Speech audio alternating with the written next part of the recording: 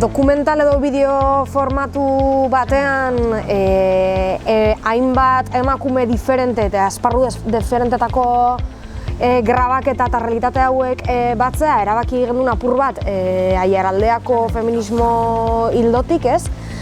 Eta materiala sortzea batez be da helburua etorkizunari begira eta gertatzen direzen errealitate eta fenomenoei izena eta hitza emateko.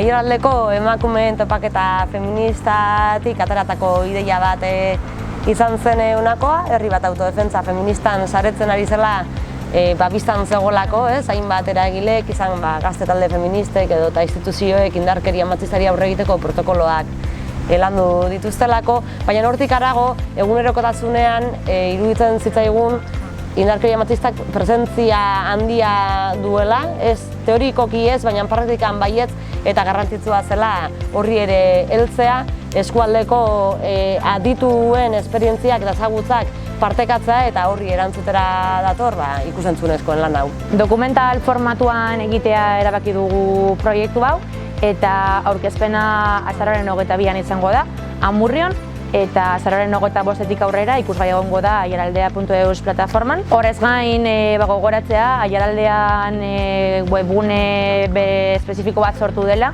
feminismo gaiak lantzen dituela eta bertan dokumental hau egoteaz gain bestelako edukiak ere egongo direla.